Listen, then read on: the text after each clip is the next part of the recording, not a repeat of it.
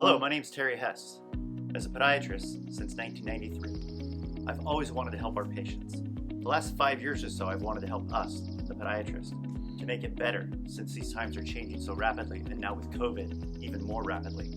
So my plan is to try to reach out and help all of us that I can to make it better, especially on the other side of what's coming our way, because I really think we have an opportunity to do a better job than we've ever done through telemedicine and just forward thinking.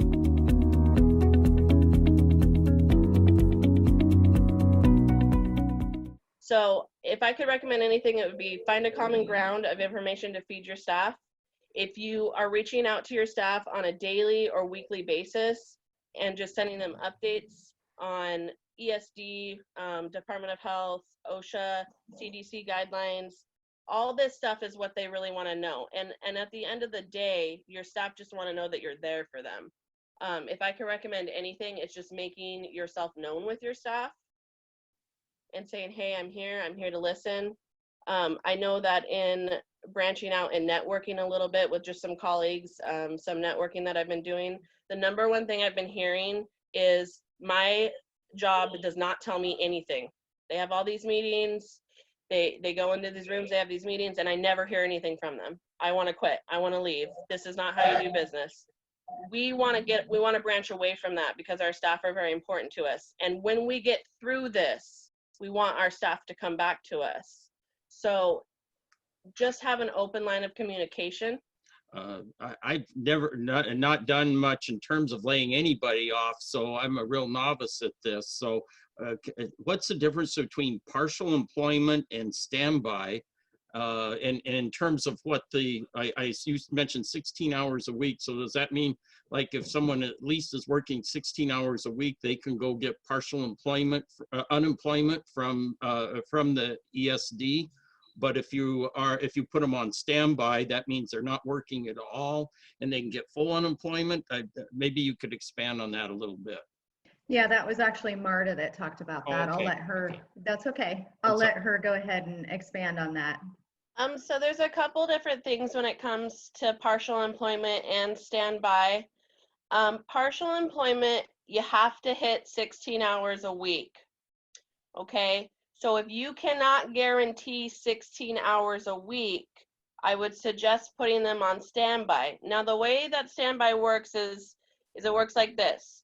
I send you a letter, I'm saying you're on standby, but that means a couple of different things. It means that you have to be available for me to call you into work whenever I say so, okay? It also means that you automatically get unemployment and you do not have to look for other employment while you're on standby. So it's a pretty strategic thing. So when we sat down and we looked at this, we said, can we guarantee the 16 hours a week? Absolutely not, okay? We can't guarantee 16 hours a week. So we decided to do standby. So I sent them a letter. I stated you're on standby, whether they were working 1 day a week at this point or 2 days a week at this point. I still could not guarantee that they would get 16 hours. So I told them, you're on standby. Please make sure to be checking your schedule regularly because we will be calling you in or you will end up on the schedule. Once they end up on the schedule, meaning once they're placed on standby and we're calling them back into work, they then have to do their weekly claim still, but they have to claim those hours worked. Does that make sense? So like if you call them in the middle of a week or something and they worked half time, then or let's whatever, 15 or 20 hours, they have to report those to the unemployment. And then I assume they adjust the unemployment compensation down. Mm-hmm. Okay. Now, but if they're on standby and there's no work at all that particular week, then they get their full unemployment. Yes. Right? Yeah. Now, what happens if you say, oh, yeah, we can reduce you down to 16 hours a week? How does that fit into what they get in terms of unemployment? So it's based off of what they work on an average. So if you have a part-time staff member, so, okay, here's the thing. So if you're in Washington State is 32 hours is considered full-time. So anything under 32 hours on an average is considered part-time. So if you have a part-time staff member, let's say they're working an average of 25 hours a week, okay? but now you can only guarantee them 16 hours. Unemployment will make up the rest of those hours that they don't accumulate at this point in time. Okay, If but you if they're working 32 hours or more, they're considered full-time. Yes, And then they would just say, okay, you're full-time, you get whatever unemployment minus the 16 hours. yep. Okay. Mhm. I think most of my staff do 32 hours, so that's how it would probably work. All right, Yeah, thank so you. so more than likely what unemployment would do is, because if they're considered a full-time staff member, but they're still having a decrease in hours, meaning if you were giving them 40 hours and they're now only working 32 hours, even though that's considered full-time, they would still do an average and base it off of that average, meaning they would still be losing quite a bit of sum of money. So they would still base it off of an average. So even if they were 40 hours and now they're 32 hours, I would recommend with them moving forward with applying for unemployment. Okay, I get that, yeah. And obviously the unemployment can look back in their records and see how many hours were reported on for, whatever they look back to determine that. Got it. Okay, thank you. That was helpful.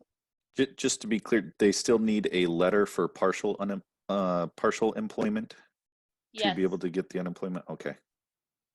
I don't think that they absolutely necessarily will ask for it, but it's a good thing for your staff member to have just in case, because unemployment is so overloaded at this point, you guys, that the system isn't set up for this.